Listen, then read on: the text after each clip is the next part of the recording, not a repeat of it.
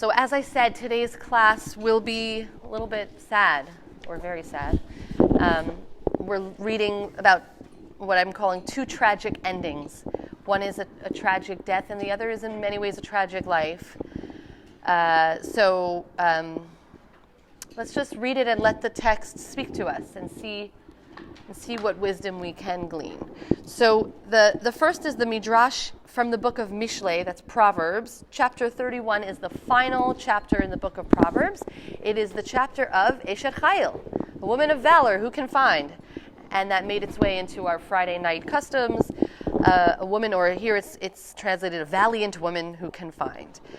And it begins with a sort of a short commentary on the price of her. She is more valuable than the price of pearls. And okay, you know what? It's the first few lines there say this is referring to the Torah. The Torah is so precious. She's, the Torah, which is a feminine noun, is as valuable as finding a good wife, a woman. It's so hard to find a good woman these days. That's the Torah too. Okay, I'm sorry, a little snark there. But we're going to start at the second paragraph where it says another explanation. And it's basically an opportunity to tell the story of Bruria. And Bruria, as I said, is one of the very few women who are mentioned by name in the Talmud, who studied. It was said that she studied 300 halachot in a single day, 300 laws. And there are also stories where the men try to answer, and then Bruria answers, and the answer is like Bruria. So she wasn't only a woman of kindness, but also a woman of wisdom. So a valiant woman who can find. They said there was a story about Rabbi Meir. Okay, this is the story. And Bruria is the wife of Rabbi Meir. There was a story about Rabbi Meir who was sitting and expounding in the study hall on Shabbat afternoon when two of his sons died. So he's out at the study hall. He's out at work, right, so to speak. Not working on Shabbat, but he's out teaching and learning. And his sons at home passed away. What did his mother do? What did their mother do? She placed both of them on the bed and spread a sheet over them. So now what's going to happen is she's going to try and avoid telling Rabbi Meir this news until Shabbat is over. At the end of Shabbat, Rabbi Meir came home from the study hall. He said to her, "Where are my two sons?" She replied, "They went to the study hall." He said to her, "I scanned the study hall. I did not see them." They gave him the cup of Havdalah, so that means now, Shabbat is finally over. He makes Havdalah. She still hasn't told him that his sons passed away. He's separated, that means he hivdiled. He separated the days of the week, and he ended Shabbat with Havdalah. And he repeated and said, "Where are my two sons?" He sees something is up, right? She said, "They went elsewhere and they are coming now." She placed food in front of him and he ate and blessed. So that food after Havdalah is religiously significant in the context of having Malava Malka. The meal of Malava Malka is a meal that is sometimes considered even obligatory. A meal of Malava Malka literally means escorting out the queen, saying goodbye to Shabbat. Like one more taste of Shabbat. So a Saturday night meal is a Malava Malka.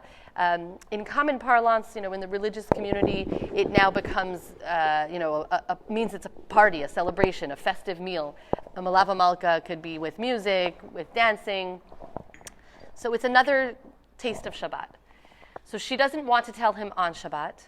She doesn't want to tell him until he's really completed and sent off the Shabbat, Malava Malka. He's escorted Shabbat. And then she's going to give him the news. Why doesn't she tell him on Shabbat? You're supposed to rejoice. Yes, Shabbat is a day of rejoicing, a joyous day. And what if he was sad on Shabbat? What else could he not partake in on Shabbat? He couldn't do anything. He can't prepare the burial. He can't do anything on Shabbat practically. If someone passes away on Shabbat, really we just wait with the body until Shabbat ends, and then you can start to make arrangements. So there's nothing that he can do on Shabbat for after Shabbat. What's that? If it's Friday Friday night that one dies, is it Right. the same thing you wait till after Shabbat? Yeah, I mean, practically in the modern world, if someone passes in the hospital on Friday night, they'll be able to take care of the body. They have a place to keep the body until after Shabbat. You can have someone sitting as a shomer. We have this idea that the body is never left alone. I don't know if Papermans would do a pickup until after Shabbat. Yeah. So you are basically waiting. And the other thing is, Shabbat is not a day of mourning. So even when you're in the midst of Shiva, as you know, Shiva sort of is suspended during Shabbat. Now, you're not a mourner officially until after the funeral, so this isn't even technically a suspending of mourning, but it's a sort of, you're in a bubble, right? You're in a Shabbat bubble where you can't do anything practically, and your emotions are not supposed to, well, you can't dictate your emotions, but you wouldn't taint Shabbat for no practical reason. So she wants to protect the Shabbat. She wants to protect Rabbi Meir's Shabbat because once he hears this news, his Shabbat is over. And you can't even do anything with that news. When a loved one dies, you move into a status of an onain, which is basically someone who is 100% focused on making the arrangements. You don't keep any mitzvot. So he wouldn't be able to make a blessing, right? If he's in an onain, he wouldn't do anything Shabbostic, right? Yeah. You say the Kaddish, or you do the Tehillim, the praying next to the body. Yes, yeah. And look, they're in the house, covered up. I mean, she's shomering, right? She's doing shmirah on those bodies. It's what we'll see is that Bria is, on the one hand, a mother, but on the other hand, she's a leader, even here. So she then finally, she sees he's finished Shabbat, he's finished Havdalah, he's finished Malava Malka. After he blessed, she said to him, I have a question to ask you. He said to her, say your question. She said to him, Rebbe, look how she addresses him. Before today, a man came and deposited something with me, and now he is coming to take it. Should we return it to him or not? Why is she asking it to him as a Rebbe, as a rabbi?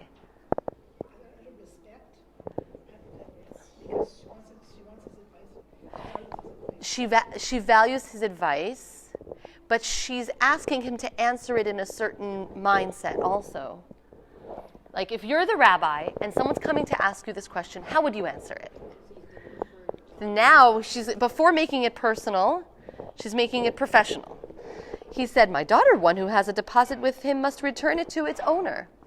She said to him, were it not for your consent, I would not have given it to him. Like, I wouldn't want to let go of that gift. What did she do? She grabbed his hand, brought him up to that room, had him approach the bed, and took off the sheet from upon them. When he saw both of them dead and laying upon the bed, he began to cry and say, my sons, my teachers, my sons in the way of the world, my teachers in that they would enlighten my eyes with their Torah. It's beautiful.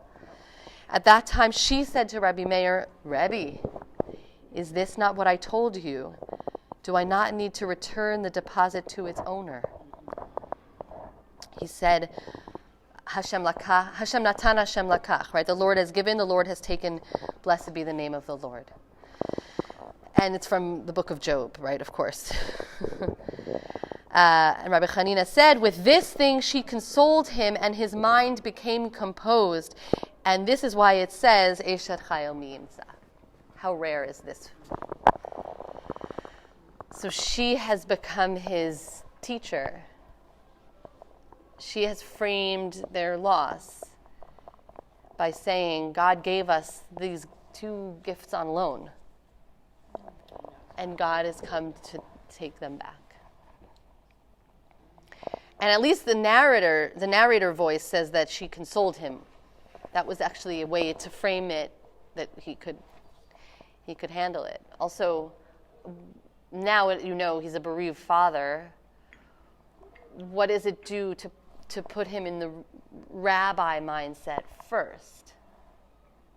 How does that help him? Makes him accept it more easily. Yeah. A little bit of distance.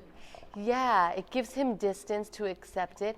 I think it also, this is what he would have preached to someone else. So, practice what you preach, right? This is the lesson that you're teaching to others. It is so hard when it's your own. It is so hard when it's not just an object that was on loan, but something, the most dear thing. But he's already framed it. She's pulled it out of him. This is good education, by the way, right? This is the education technique. They teach you, right? Build your classes on questions that will elicit the learning from the students themselves. Okay, that's my secret. But why? What has she done? She's made him teach himself in the way that he would teach others. Welcome, welcome.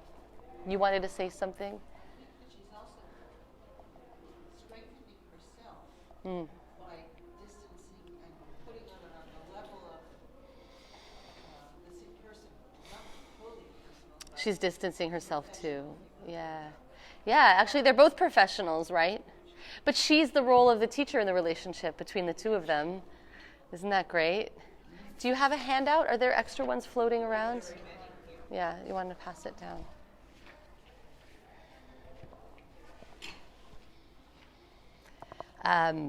The rest of the Midrash goes into why did they deserve to die? What did they do that they died young? I mean, I didn't go there. I didn't like that.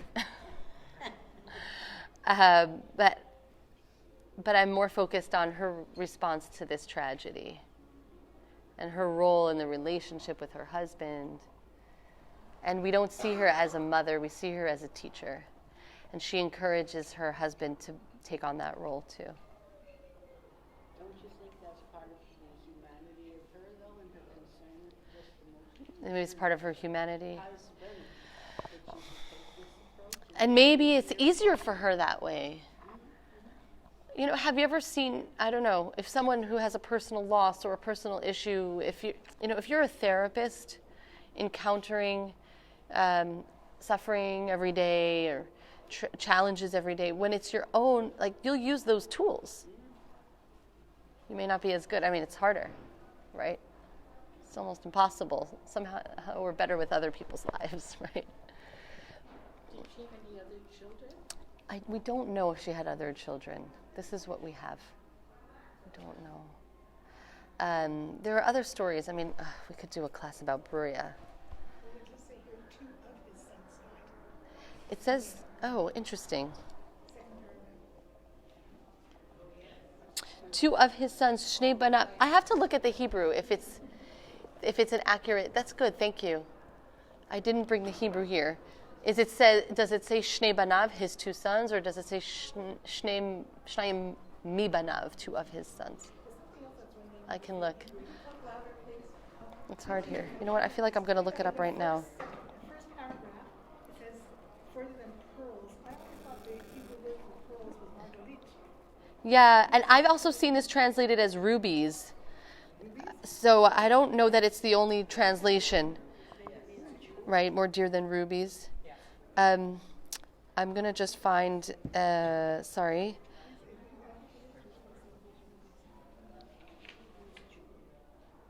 Here we go.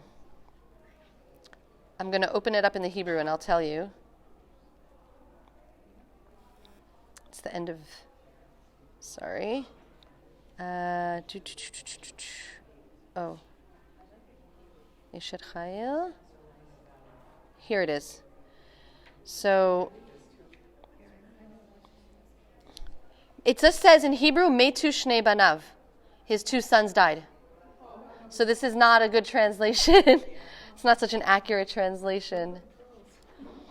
Here it says pearls, yeah, pninim. Yeah. Yeah. So what's margalit? I always thought margalit was pearls. I don't know. No, actually, penina would be pearls. Margalit. It's a precious stone. Yeah. Peninim.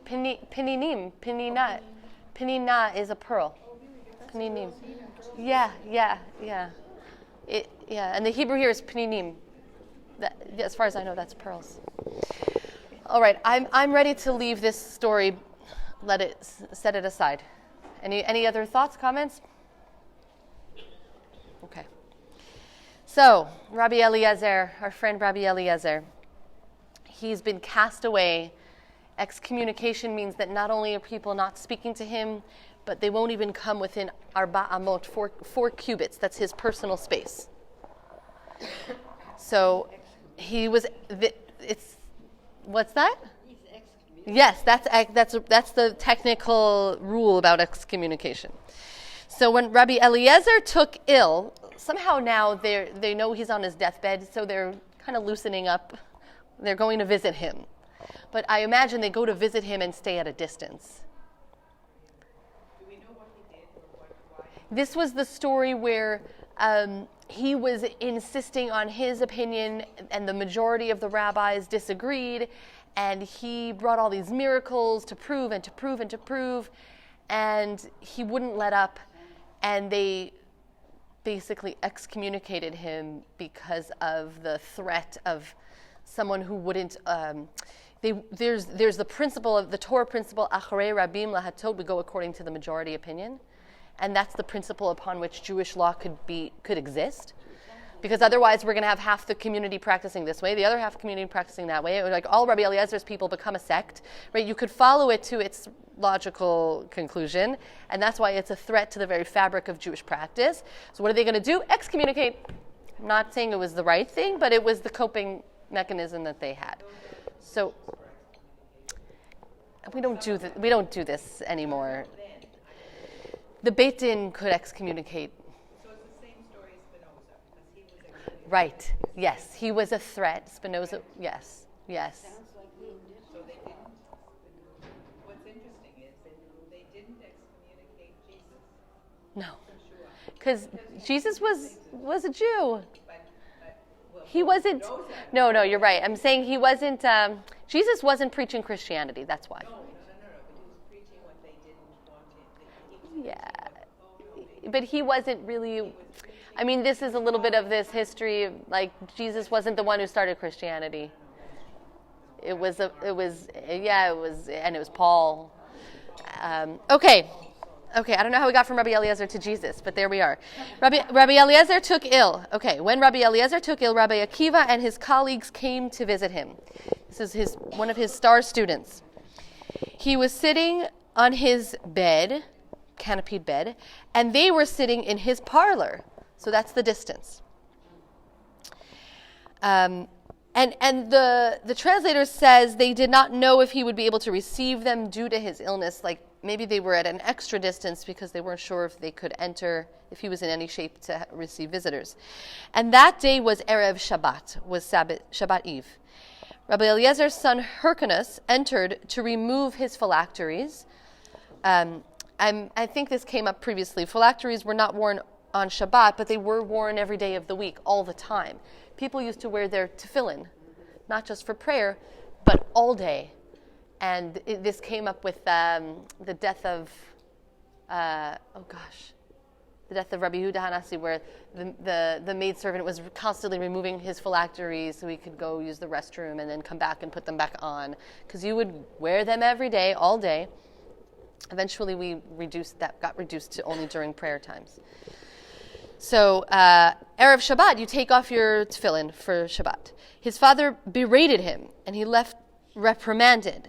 Hyrcanus said to his father's colleagues, "It appears to me that father went insane. He's lost his marbles. He berated me for no reason." Rabbi Eliezer heard this, and he's now going to try and prove his sanity. He said to them, "He, Hyrcanus, and his mother went insane. How can they neglect..." Okay, here's a little like halachic minutia where Eliezer is clearly 100% with it. How can they neglect Shabbat preparations with regards to prohibitions that are punishable by stoning? That means biblical prohibitions. They didn't really stone many people, if at all, such as lighting candles and preparing hot food. So they're neglecting lighting their candles, they're neglecting preparing the Shabbat food, and they're focusing instead on preparing the prohibitions of rabbinic decree, which is coming in to remove my phylacteries. He's showing his knowledge of the Shabbat minutia, and he's saying, the reason I got angry at you is because you came in, you were so focused on making sure I took off my tefillin for Shabbat, but I see that you haven't, been cooking. So you've got your priorities wrong, and I know halacha, and that's why I'm berating you. And Hyrcanus clearly didn't know it. Maybe, I don't know the history there. Was he less educated? Okay. So now they know that Rabbi Eliezer is of sound mind. Yes? Even though he was excommunicated, he still practiced his... Yes. He 100% practiced Judaism, but in isolation. And his son could come. So the excommunication also would apply to the family. Or the household. Yeah. So his son is coming in and tending to his needs. And his son, I guess there's some tension there. And his son says, Dad is yelling at me for no reason. And Dad is like, no, rabbinic prohibition, biblical prohibition. And you're not doing the right thing. And so he's proven that he's still as much a Torah scholar as he ever was. But I think it's interesting to see that his son has such a Greek name. Yeah. But he also was Eliezer ben Hyrcanus. Or maybe that was his son's son. Yeah, a Greek name. Is that what you were going to say? No. What? I was just wondering, is there anything in Jewish law that says that you really shouldn't be practicing Judaism alone? It's hard to practice Judaism alone. There's a lot that we can't do without a minyan, a quorum, a community. I wouldn't say it's impossible. You would still, how shall I say this? That the mitzvot are there's some mitzvot that are positive commandments and some that are negative commandments. Mitzvot aseh and mitzvot lo ta'aseh. The negative commandments are what not to do. Don't kill, don't steal, don't break Shabbat. Like those you can do in isolation. You can refrain from breaking Shabbat. You can refrain from eating non-kosher. A lot of the positive commandments are the ones that are harder to do in isolation. You can't teach Torah. You can't pray in the minyan. Those are the ones that are harder. Yeah. But of course, we're a communal framework. Since the sages perceived, I'm on the other side of the page now, flip to the top of the page. Since the sages perceived from this response that his mind was stable, they entered and sat before him at a distance of 4 cubits. Okay, so now they're coming as close as they possibly can because he was excommunicated. And this translation is reminding us it's forbidden to sit within 4 cubits of an ostracized person. Rabbi Eliezer said to them, "Why have you come?" They said to him, "We have come to study Torah," as they did not want to say that they came to visit him in illness. Maybe they didn't want to embarrass him. So, "We've come to study your Torah." Rabbi Eliezer said to him, "And why have you not come until now?" Like, really? You could have come before. You could have sat 4 cubits away. You could have let me teach. You didn't have to, okay, you excommunicated him, but you didn't have to ostracize me and isolate me so much like you've been doing these years. We don't know how many years it's been. So now they're going to start making excuses. They said to him, "We did not have time. We didn't have spare time to come see you." It's so hard because sometimes at the end of one's life, or at the end of someone's life, you kind of say, "Oh, I can't believe I didn't call her enough," or "I didn't visit him." So now they're realizing their mistake. "Oh, we didn't have time." Rabbi Eliezer said to them, "I would be surprised if these sages die their own death," meaning die a natural death. Like he's saying, "Oh, you're going to get retribution for this terrible sin." And he's implying they're going to be tortured to death. Rabbi Akiva said to him, "How will my death come?" And Rabbi Eliezer said, "Your death will be worse than theirs. You were my primary student and you did not come to study. Like Akiva, of all people, I would expect from you that you would have figured out a way to make time and come learn from me. We know Rabbi Akiva was one of the martyrs, right? The terrible, violent deaths by the hands of the Romans. What's Rabbi Eliezer doing in this moment? He's also kind of a prophet. He's telling the future. Yeah. Sharon. Trying to think what I was going to ask. Yeah, so even though he was excommunicated, he would still be able to teach. I know, it's strange. So this is kind of there's the letter of the law and the spirit of the law. Think about it that way. They could have technically, as long as they're adhering to the letter of the law, 4 cubits away, which is about 6 or 8 feet, they could have sat there and he could have talked, but they were kind of going above and beyond, like not even coming in to see him, not giving him that opportunity. So there's a little bit of animosity probably and disrespect, extra isolation. Excommunication and being ostracized. I guess. It's interesting because he's implying this. Maybe they wouldn't have intuited that they could have done that. He's saying you could have done that, and they're doing it now. But what was keeping them from doing it before? Yeah, time, right? No, I was just thinking maybe he's just being defiant because he's Maybe. foot down and He's been alone, and his whole the way it should and his role. I mean, his whole role was snatched from him. have it laying the guilt on him. Yeah, right. Guilty. Didn't he sacrifice quite a bit in the earlier part of his life for studying and Yeah. farmer before? Is that the one? Who was married and left his That would be Akiva. Akiva left.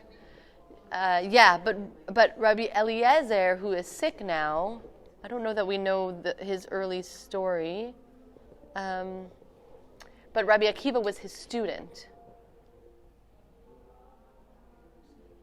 What's that, Monica? I'm wondering whether maybe Rabbi Eliezer is saying to them, you ostracized me, and I can understand objectively, but you didn't even come to see me. Mm-hmm. In other words, you cut yourself. There's a law that I had Right. to be ostracized. I had to be ostracized. He's not arguing that. But you could have found a way around that. Even if you didn't come to study with me, or Yeah. dropped me by mind and soul, like body Yeah, and soul. yeah. Drop me body and soul.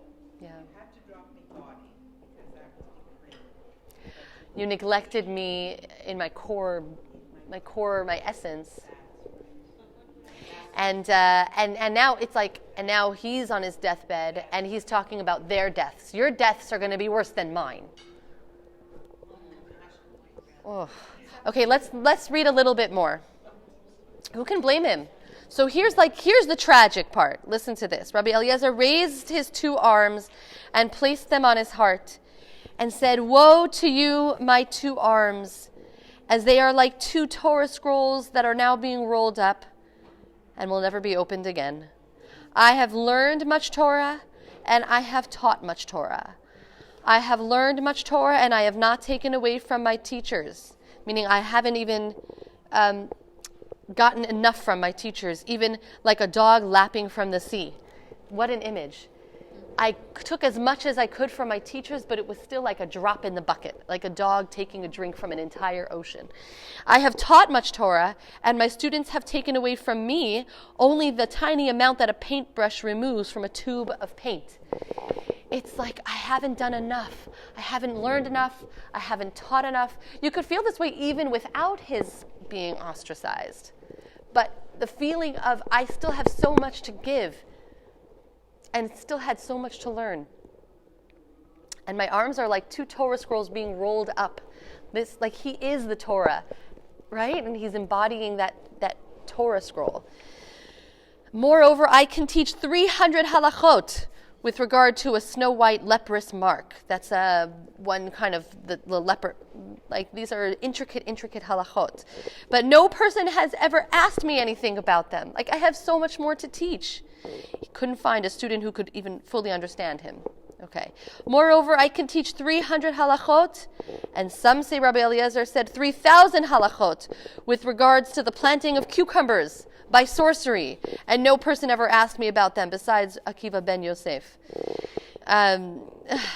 Okay, and then it goes, there's like a little story. Once Akiva and I were walking along the way, he said to me, "My teacher, teach me about the planting of cucumbers." I said one statement of sorcery, and the entire field became filled with cucumbers. He said to me, "My teacher, you have taught me about planting them. Teach me about uprooting them." I said one statement, and they were all gathered into one place. Anyway, there's actually another piece to this story about planting of cucumbers through sorcery. Sorcery is forbidden by the Torah, and so it's about splitting hairs of what's considered sorcery and what's not considered sorcery, and planting of cucumbers is like the most random, insignificant act. But what he's trying to say with this little mark of leprosy and this little planting of cucumbers is like, I have so much, even minutia within minutia, and I have thousands of facts sitting in me and nowhere for them to go.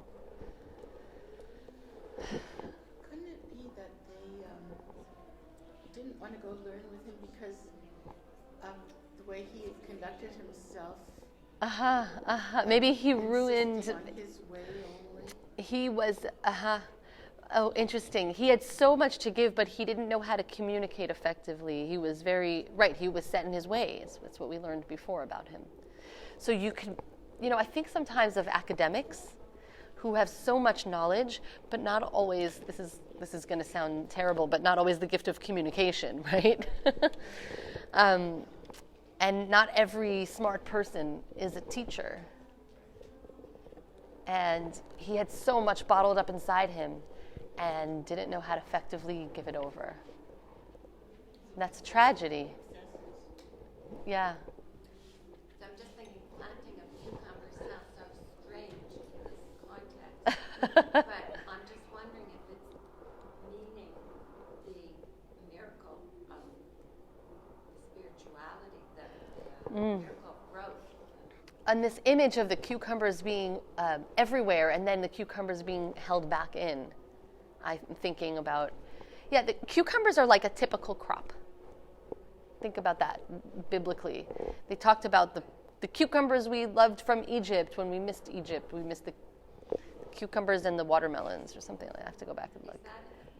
They say that. Yeah, it's like when the people were complaining we want to go back to Egypt, we have no food here, and then eventually they got the manna. But they were making up all kinds of, remember the fish we ate and the cucumbers and the watermelons? So, cucumbers are like the most plain, it's like soybeans today, right? The soybean crop is like this ubiquitous crop.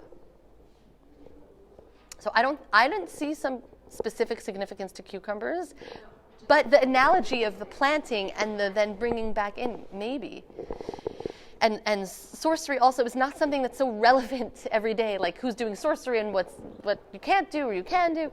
But again, he's trying to, and leprosy also is not a daily occurrence. He's not talking about Shabbat every week, but minutia. Think about how much is in me if I have that much just on one little mark of leprosy. Okay. So we have the interaction of how come you haven't visited me first? Then we have his lament. I haven't done enough. I haven't taught enough. I still have more. And sometimes one gets to the end of one's life and feels like, I'm not done. I'm not done. And by the way, this sort of, for me, had echoes of the tragic death of children who, that's, of course, the tragedy of losing a young life is they had so much more to do. But I actually remember I once officiated a funeral for a woman who was 98 and a half. And she felt upset that she knew that when she was gone, people would say, oh, she lived a full life. She lived a complete life. She got to do so much. And she felt she had a lot more to do. And that upset her that people wouldn't think that about her. Like she wanted to get, I think when you turn 100, you get a letter from the queen or something, right? Like she had plans. Like she had much more to do, much more to accomplish. She felt she was going too soon. And how sad it was for her that nobody else would feel that way about her life. You could feel it's completely subjective, right? So that's how he felt. And obviously when a young person passes, we all feel that. We all feel that. But it's very admirable for an older person. Like there was more to do. After these comments, the sages asked him questions of halakha. So now maybe they're trying to appease him, or maybe they're trying to make up for lost time. And they ask him this like also tiny, minute detail about purity and impurity. So there's like this question about the status of a particular vessel and how it can be purified. And we'll read through it. What is the halakha with regards to ritual impurity of a ball that's made of leather, it's stuffed with rags, or a last, that's the frame on which the shoe is fashioned, which is made of leather and stuffed with rags. So this is the substance that if it's a leather object, maybe it is susceptible to impurity, but the rags, maybe not. And then likewise, an amulet, which is wrapped in leather, a pouch for pearls wrapped in leather, a small weight. So they're using lots of different, household items and asking this question about the impurity. And Rabbi Eliezer says they are susceptible to impurity. And their purification is affected by immersing them in the ritual bath as they are, meaning you don't have to open up this whole thing. These are the minutiae of ritual purities and impurities. And then they ask, what about the shoe that is on the last? Is that considered a full vessel? Like if the shoe is it completed? And when it's completed, it is susceptible to impurity. And Rabbi Eliezer says to them, tahor, it is pure. And with that, his soul left him in purity. So those were his last words. Wouldn't that have been a nice way for him to go? With the stuff he really loved and wanted to do more of. So what did they give him? They gave him a gift.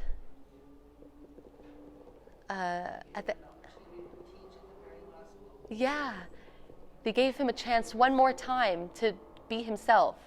And that may also have been a little bit of a sign of forgiveness. Maybe they're mending this connection.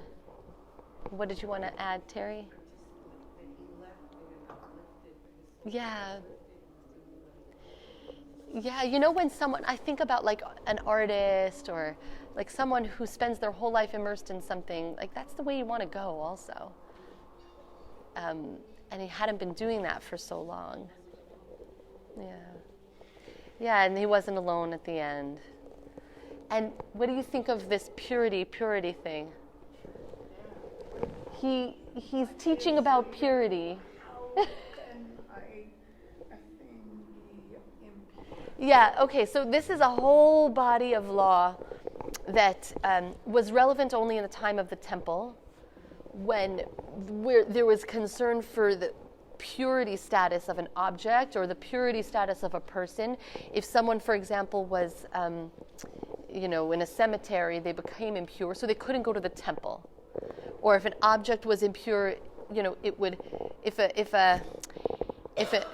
I sat on this bench and I made the bench impure, then I put the object on the bench, the object became impure. And there's a whole system of like levels. Like an object can't make a person impure, but a bench can make an object impure. It's called like the first level, the second level, the third level. And it was very relevant to them in temple times. And even afterwards, they would still teach about these things. And we have a whole tractate. We have a whole order of the Mishnah called Taharot, purities and impurities.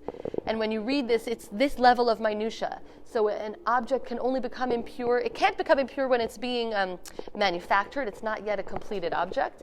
But when the object is completed, like the shoe that's finished being sewn together, then it can become impure. So these are the laws of pure and impure, and it's like down to these little tiny details. And it's actually almost not significant what he's talking about. He's talking about leather. He's talking about different materials. There's a whole body of like questions around the materials that it's made of. And some materials are susceptible to impurity. And some materials, even if you throw them into the cemetery, they're not susceptible to impurity. They don't, like, for example, a stone. A stone doesn't conduct, like some things conduct electricity and some things don't.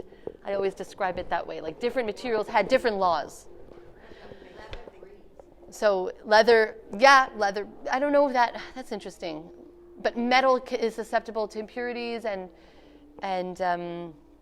stone was not clothing that's not yet sewn together into like anything that's not yet sewn together or put together and completed. Remember the conversation with Reish Lakish, the gladiator, the bandit? And they were asking the Beit Midrash, when is the sword and the dagger complete that it then becomes susceptible to impurity? And they said, your banditry. That's why you answered that right. It's when it's fired in the furnace or when it's finished with the water. Right? So that's the same conversation here.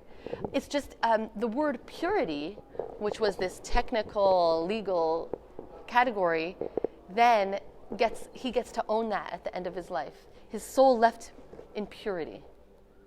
Like he's been purified. He's been forgiven. Right? 1 and then 2. Yeah. What makes something impure? And impure, is that pure means acceptable? Was that So this is really important. Pure and impure were not like a moral or ethical good and bad kind of category. Impurity usually had to do with death, and purity had to do with immersing or life. So a dead body would make something impure, or the room where the dead body is in would make something impure, and it would the carcass of an animal, certain animals. If it was in the same room as, or if it touched. So it wasn't like bad good. Like you could be impure all the time if you weren't going to be in the temple, or if you weren't a Kohen eating those holy foods. talking about an object? Yeah. What makes an object impure? Contact with one of those. Contact. Yeah, contact with. Let's say the shoe was on the dead body. No, but they're making a shoe and it's brand new. Yeah, if there was a. Why would it have to be pure? Isn't it the result of the dead animal? Yes, or if it's in the room as a corpse. Well, the leather also Yeah. can maybe decompose. because it Yeah, but it's not like it's not reality. It's a spiritual ritual state. It's like not that it got cooties on it. Okay, so not So- every object needs to be pure. Right. It's just It just has to, you have to know the status of that in case I'm a Kohen and I'm going to go do this thing in the temple, or I'm going to, yes, Rhoda. What is the effect or lack of if you're ostracized at time of death? If you're in the excommunication state at time of death, actually then what we're going to see now is that once you die, the excommunication is lifted. So you're still excommunicated when you're before you die. Oh, what's the spiritual significance after? They didn't cancel that out beforehand. No, right, it wasn't canceled. Death cancels it, if you could imagine it that way. Death cancels the excommunication. So his soul is good. His soul can go to the world to come. His family is now reinstated into the community. Who's ostracized at death Yeah, is released. Right. why is this death so bad? I'm not sure that the death is bad. I think his farewell is filled with regret. His farewell is filled with what could have been and wasn't. And it's partly his doing, his own doing, and it's partly the way that the community extra ostracized him, it seems, or at least in his view. Could he be buried in a Jewish cemetery? Oh, that's a good question. I have to look into that. I don't remember. if he could be buried in a Jewish cemetery. And these aren't live categories for us today. All right, let's finish it. Let's finish it out. So I just want to finish. So his soul leaves him in purity. Rabbi Yehoshua stood on his feet and said, the vow is permitted. The vow is permitted. That means this excommunication is now removed. And the translator sort of tells us, by the way, Rabbi Akiva was not present, because the next sentence is when Rabbi Akiva saw the funeral procession. So obviously he wasn't present. It doesn't explicitly say that he died on Shabbat, but look at this last paragraph. At the conclusion of Shabbat, Rabbi Akiva encountered the funeral procession on his way from Caesarea to Lod. So Rabbi Akiva is traveling. He clearly hasn't heard the news yet, and he runs into the funeral procession. And it would be that if he died on Shabbat, they would want to bury him right away, and the funeral procession would be immediately after Shabbat. You have, especially in Israel and especially in Jerusalem, where they want to bury people immediately, like it's considered the greatest honor. They have night funerals. Has anyone ever heard of this or been to this? If someone dies that day, they'll bury him that night. If someone dies on Shabbat, they'll bury him after Shabbat. They'll just bury him that night. Or if you fly the body to Israel, you land at night, they'll sometimes just do it. It's considered honorable to not make the deceased wait. So Rabbi Akiva sees it. He understands that Rabbi Eliezer, his teacher, left him. And Rabbi Akiva was striking his flesh in terrible anguish until his blood flowed to the earth. Like he beat himself up so badly. And he began to eulogize Rabbi Eliezer in the row of mourners. The row of comforters. That's what we do still today, right? The row of, as the mourners go through the two rows, right? He said, Avi, my father, the chariot of Israel and its horsemen. That's a quote from the book of Melachim. I have many coins, but I do not have a money changer to whom to give them. So I have lots of questions, and I have no answer. Like I need my money changer to give it to me in a way that I can use it. I have still so much to learn from you. Yeah, it's an analogy. Oh, different person. Rabbi Meir's boys died. Rabbi Eliezer, different characters. I connected these two stories simply because there was a Shabbat element to it, which is not explicit in the Rabbi Eliezer story. And there's also this sense of just dying too soon. Mixed up the rabbis. Yeah, Marilyn. Just a question, the Sanhedrin, from which it's quoted. Yeah. Is this an historical text?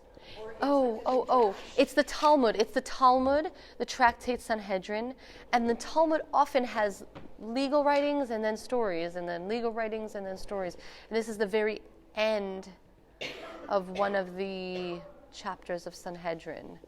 I don't remember what came right before it. I don't remember what topic they had been discussing. I looked at it and I can't remember. Oh, the time frame? So the Talmud, remember, was codified around the year 600. I'd have to look up what generation was Rabbi Eliezer. I should know this. I don't remember the century. I'm not good at that. But you could imagine. It's between the first if Rabbi Akiva is his student, he might be 2nd century or 3rd century. 3rd century, probably. CE, right? We're not BCE, we're CE. This is the Rabbi Akiva. No, earlier. Yeah. I just wanted to ask you, maybe it's not related here, but being cremated, Jew being cremated. So let's save all of that for the extra series that we're going to do in May. We're going to do, we'll do all these narratives till the end of April. We're going to skip Passover. It's going to be sort of piecemeal in April. And then May, we're going to do the practical laws of mourning, laws of burial, a series. The short answer is we don't believe in cremation, but lots of people do it. Have you seen this new trend, like a environmentalism trend, that they're creating these pods? I just saw an ad for it, that you can bury a body in this pod that is also a tree sapling, and then you plant this sapling, and as you decay, you feed this tree, so you can become a lemon tree. Or I get it. I totally get it. Like, sentimentally, I understand it. In terms of someone's loved ones then being present in their garden, or I don't know. I can imagine people wanting to do that, and environmentally, I get it. Right? Why are we building these mausoleums and these stones but right. There's too much symbolism there. If you don't take care of that tree well enough, then you're in trouble. But yes, giving new life. I think it's beautiful. In Jewish tradition, we use a stone because we want to talk about what's everlasting. We want to always have a place to honor that person. And that tree, there's no guarantees. Oh, you can have a stone and a tree. Okay. I'm gonna stop there.